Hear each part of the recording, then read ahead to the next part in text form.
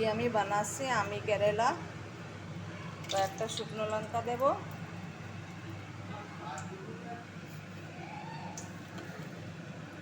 Simple হবে সকালবেলা রুটির তরকারি।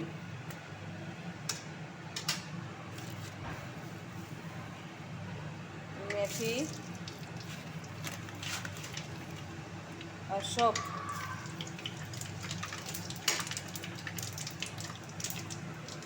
এরপরে দেবো পেঁয়াজ,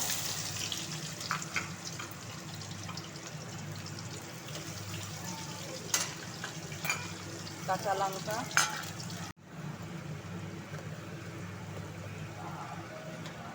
এরপরে ঢালবো আমি কেরালা। এটা ঢেলে দিয়েছি পেঁয়াজের ভিতরে।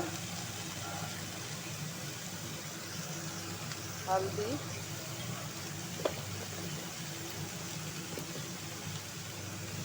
লবণ, রুটি দিয়ে খেতে।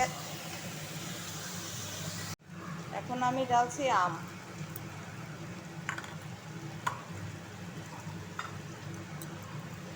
এবার আমি ভালো করে ভাজি করে নেব।